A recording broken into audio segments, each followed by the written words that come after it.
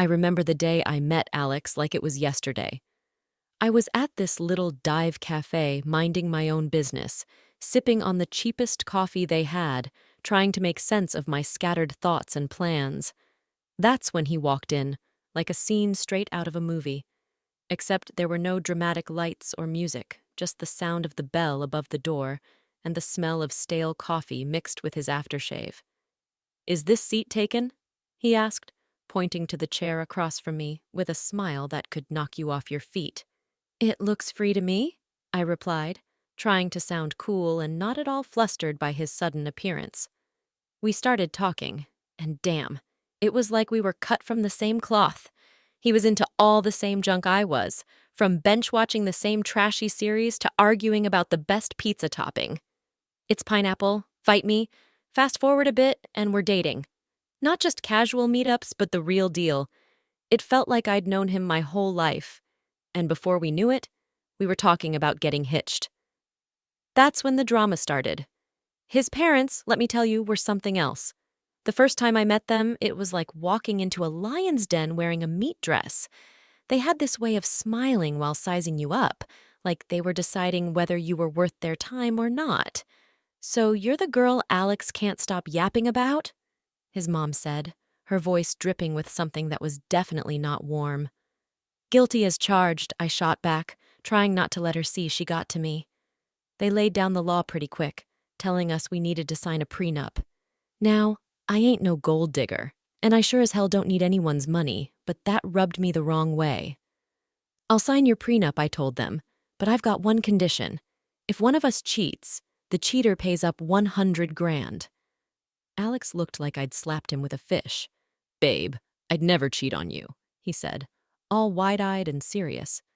"Yeah, well, my ex said the same thing before I caught him with his pants down. Literally."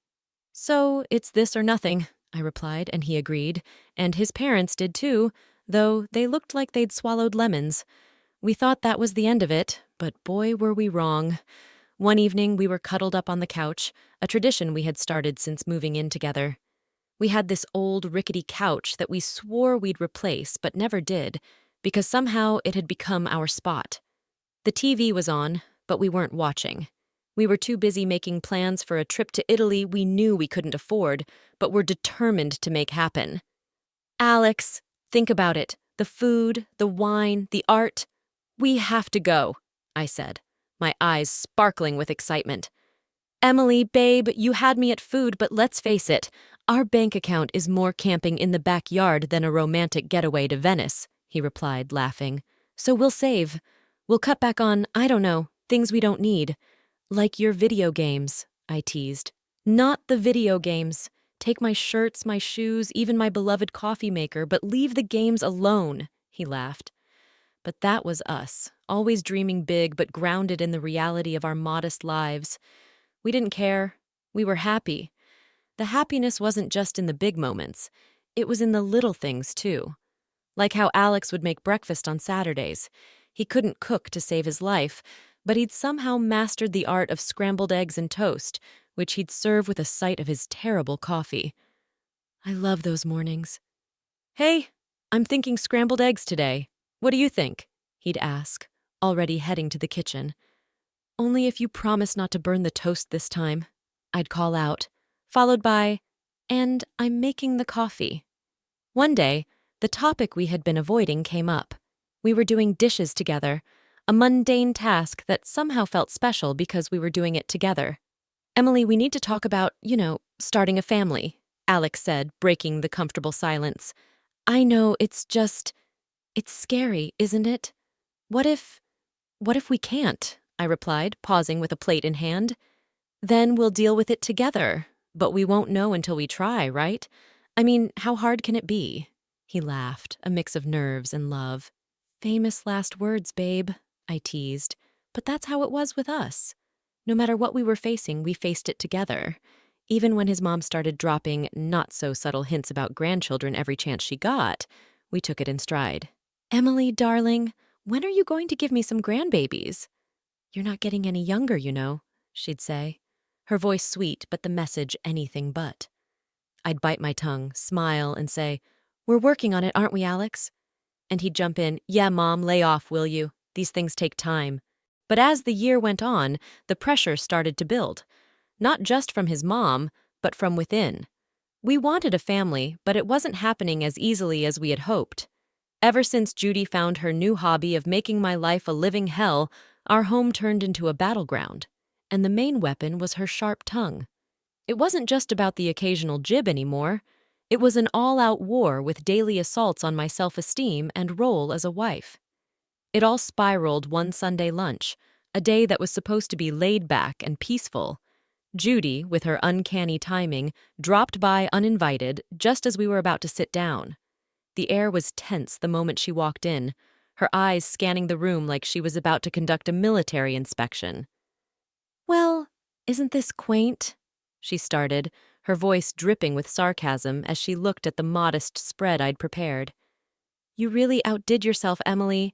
I can see you've been slaving away in the kitchen all morning." Trying to keep the peace, I forced a smile. "It's nothing fancy, Judy. Just something simple and quick. Please, have a seat."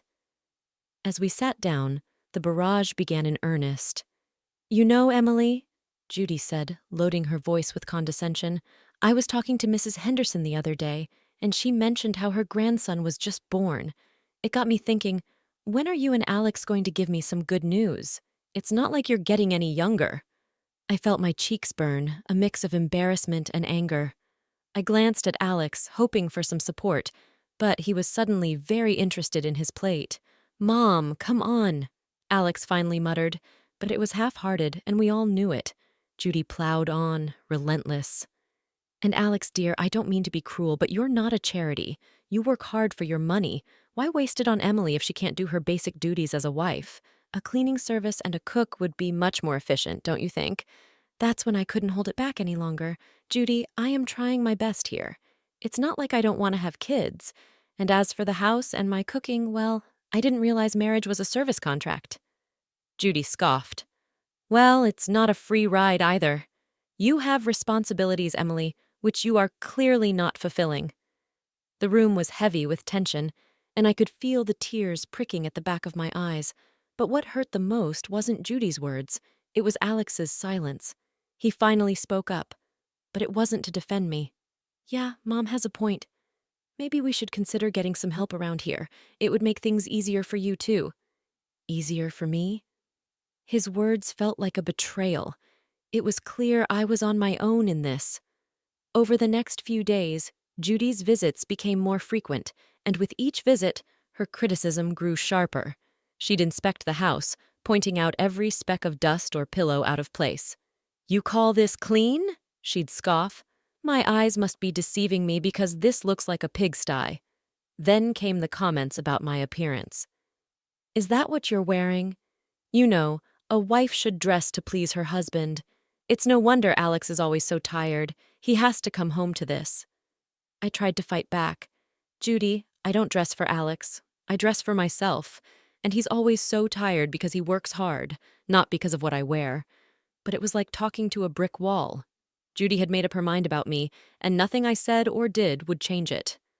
Alex's stance, or lack thereof, was the biggest blow. Each night after his mom's departure, we'd argue.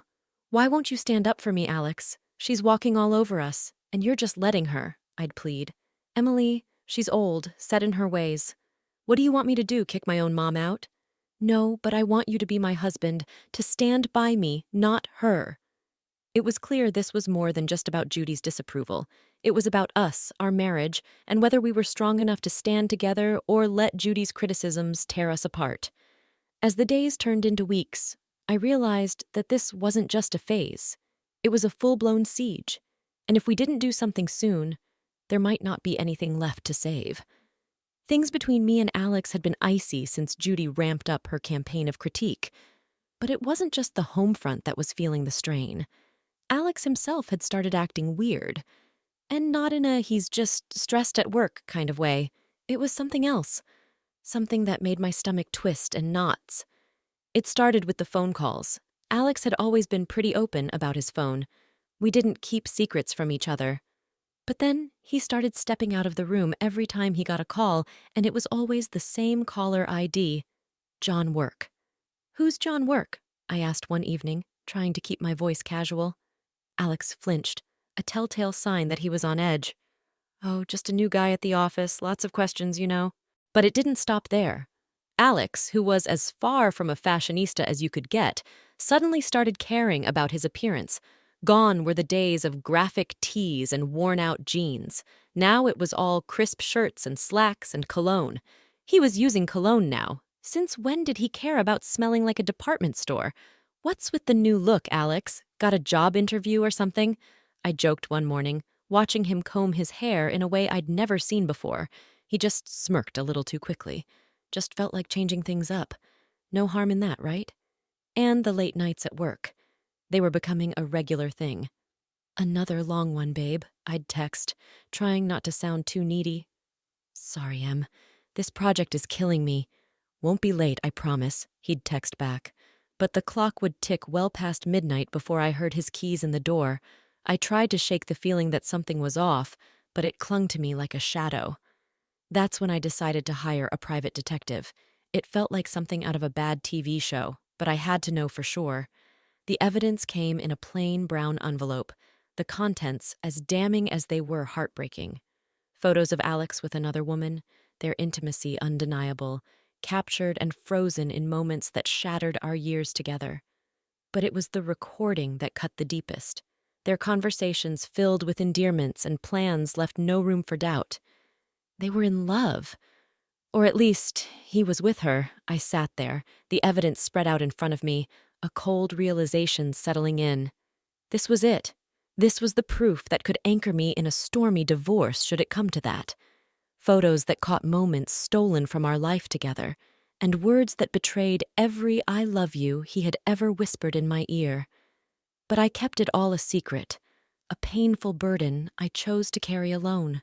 I wasn't ready to confront him, not yet. I needed a plan, a way to navigate the wreckage of our marriage with my dignity intact. The following days were a blur. Alex continued his charade, and I played along, the perfect wife with a smile plastered on my face and a heartbreaking silently. Our conversations became a dance around the truth, each word measured, every laugh forced. "Everything okay, Em?" Alex would ask, his concern seemingly genuine. "Yeah, just tired, you know." "Work's been crazy," I'd reply, the lie tasting bitter on my tongue. It was just another mundane day, or so I thought, until I stumbled upon a conversation that would change everything. There I was, passing by the slightly ajar door to Alex's office when their voices caught my attention. It was Alex and his mother, Judy, and they weren't just chit-chatting. The tone was serious, heavy with intent. "I'm telling you, Mom, I can't do this anymore. It's not just about the kids. I've lost all feeling for Emily. It's like we're roommates, not husband and wife." Alex's voice, strained and tired, floated through the gap. Judy's voice, ever so sharp, replied, "Well, of course you feel that way. She's not given you a child. And let's be honest, what else has she brought to this marriage? But let's not be hasty. My 70th birthday is coming up, and we wouldn't want to miss out on a generous gift from her. Now, would we?" The cynicism in her voice was like a knife twisting in my gut. They were plotting against me, using me until they deemed it convenient to throw me aside. "And after we get a nice, expensive gift, we can kick her to the curb, right?" Alex said, his voice cold and calculating. "Exactly, dear. Just bide your time a little longer," Judy confirmed, her voice dripping with malice. I stood there, rooted to the spot, a mix of shock and anger boiling inside me. They were planning my exit from this family as casually as one would plan a grocery list. The hurt was deep, but it sparked something else in me, a burning desire for revenge. They thought they could use me, discard me at their convenience. I'd show them I wasn't just some pawn in their twisted game. A few days later, during a family dinner that felt more like a farce than a meal, Judy brought up her upcoming birthday with the same smirk that I had come to despise. She leaned in and asked, "So, Emily dear, what are you planning for my birthday?" "Something special, I hope." I met her gaze, my face a mask of calm. "Actually, Judy, I was thinking of throwing you a dinner at the city's most luxurious restaurant, a night you won't forget." Her eyes lit up with greed, and she exchanged a quick, satisfied look with Alex. They thought they had me cornered, but Little did they know I was already 2 steps ahead. "Oh, Emily, that sounds so delightful. Just close family, you know.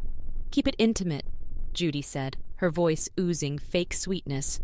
"Of course, Judy, it'll be our pleasure," I replied, the words tasting like ash in my mouth. The weeks leading up to Judy's 70th birthday felt like a slow march towards D-Day. Every smirk from her, every indifferent shrug from Alex, fueled my resolve. The plan was simple yet bold, just like in the movies. Host a lavish dinner at the city's most luxurious restaurant under the guise of a loving gesture, then drop the bombshell. But like any good plot, the devil was in the details. The night before the party, the tension at home was palpable. Alex, oblivious to the storm brewing, was casually lounging on the couch, scrolling through his phone. "Everything set for tomorrow?" he asked, not looking up. "Oh, you could say that," I replied, my tone belying the turmoil inside. The day arrived, and as guests started to fill the opulent dining room reserved for Judy's celebration, the air was thick with anticipation. My heart raced, not from nerves, but from the adrenaline of what was about to unfold. Judy, ever the queen bee, basked in the attention, lavishing in the luxury of her surroundings. "Oh, Emily, you've outdone yourself. This place is exquisite," she exclaimed, her voice loud enough for nearby tables to hear. As we all settled in, the meal proceeded with the kind of forced mirth that comes with such family gatherings. Laughs were shared, stories exchanged, and then, as the dessert plates were cleared away, the waiter approached with the final act of the evening: the bill. He leaned in discreetly, informing us the dinner cost was $33,000. Without missing a beat, I handed over my card, the gesture unnoticed by most. It was then Alex, with a smirk that didn't reach his eyes, decided to drop his bombshell. "Emily, I think it's time everyone knew. I'm tired of this, of us. I want a divorce." The words hung in the air, a toxic cloud that seemed to suffocate all other noise in the room. Before I could even process the full weight of his statement, Judy piped up, her voice sharp and unforgiving. "Well then, since that's out in the open, I think it's best you leave, Emily. We're celebrating family tonight, and well, you're no longer part of it." The room went deadly silent, every eye on me, waiting to see how I'd crumble. But I didn't. With a calm I didn't feel, I stood, nodded, and walked out without a word. The cool night air hit me like a slap as I made my way home. The finality of everything that had happened washed over me in waves. By the time I reached his apartment, a plan formed. I packed my essentials, the numbness giving way to a cold resolve. This was it, the end of one life and the start of another. As I zipped the last suitcase, my phone started buzzing, a relentless, insistent vibration that I initially ignored. Curiosity, however, got the better of me. Judy's voice screeched from the other end. "Emily, the payment didn't go through. You need to fix this now." The sweet, sweet irony. In my preparations for the inevitable, I had secured my exit strategy. I had blocked the shared account, knowing it would be the first thing Alex would try to use against me. "Oh, Judy, that's unfortunate. But since I'm no longer part of the family, as you so eloquently put it, I'm afraid you'll have to sort this out yourself." Her outrage was palpable, even through the phone, but it was music to my ears. The chaos that unfolded was a fitting end to the farce my marriage had become. Reports came through the grapevine of the restaurant staff demanding payment, of Judy's escalating tantrums, and eventually the arrival of the police to calm the storm she had become. In the end, it was Alex and his relatives who had to pull together the money to settle the bill, a poetic justice for the betrayal and humiliation they had subjected me to. The morning after the dinner disaster felt like waking up to the aftermath of a storm. I had my plan, my resolve, and a set of divorce papers in my hand as I made my way back to what used to be our shared home for the last time. The moment I stepped through the door, the air crackled with tension, thick enough to cut with a knife. Alex and Judy were there, looking like they'd been arguing. The sight of me seemed to unite them in hostility. "You've got some nerve showing up here after last night," Alex spat out, his face a mix of anger and disbelief. Judy, ever the viper, was quick to add her poison. "Ungrateful wretch! You've embarrassed us in front of the whole city. Do you know how humiliating it was to have the police calm me down? People were laughing, filming. I met their fury with a calm I didn't feel. Embarrassed? You think that's your biggest problem right now? I tossed the divorce papers on the table, the photos of Alex's infidelity on top. You should be more concerned with this. The color drained from Alex's face as he picked up the photos, his mother peering over his shoulder. Their outrage turned to shock, then to panic, as they realized the extent of what I had. And let's not forget the prenup, shall we? I continued, my voice steady. You cheat, you pay. $100,000 to be exact. Judy's face twisted into a snarl. You wouldn't dare. You can't do this to us. Oh, but I can and I will. My tone was cold, final. Alex, the reality of the situation finally dawning on him, switched tactics. Please, let's talk about this. We can fix it. I couldn't help but laugh, bitter and hard. Fix it? You think you can just undo everything with a few words? No, Alex, it's done. Judy, ever the manipulator, tried to soften her approach, her voice dripping with false concern. Emily, darling, think about what you're doing. This will ruin us. That ship has sailed, Judy. You should have thought about that before. The begging turned to pleading, their words a desperate scramble to salvage what they could. But my mind was made up. I was done being the victim, done with their lies and manipulations. In the end, Alex had no choice but to borrow the money from his parents to pay me. As I left that house for the last time, check in hand, I felt a weight lift off my shoulders. After everything went down, I used the payout from Alex to put a down payment on a small but cozy place of my own. It's funny, how much peace you can find in the walls of a place that's just yours, where every nook feels like a sanctuary from the chaos of the past. Life's quieter now, and I like it that way. I've got a job that keeps me busy neighbors who nod and smile, and a little garden that's all mine to tend to. But every once in a while, the grapevine tosses a juicy bit my way about Alex and Judy. Just the other day, I was grabbing coffee from the corner spot where locals hang, and I bumped into someone from the old neighborhood. After the usual pleasantries, they leaned in, voice dropping to a conspiratorial whisper. Hey, have you heard about the latest drama with your ex and his mom? They asked, eyes gleaming with the thrill of gossip. I couldn't help but raise an eyebrow, a mix of curiosity and detachment taking hold. Can't say that I have. Do tell. Well, they started, clearly savoring the moment. It seems Judy's not too pleased with Alex's new girlfriend. Word is, they're at it like cats and dogs. Makes your situation look like a walk in the park. The conversation moved on, but as I walked away, coffee in hand, I couldn't shake the feeling of utter relief. There was a time when news like that would have sent me spiraling, but now it was just another piece of someone else's story.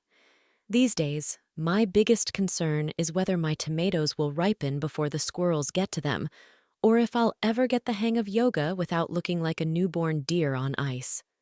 Life's simpler, quieter, and infinitely sweeter on this side of chaos.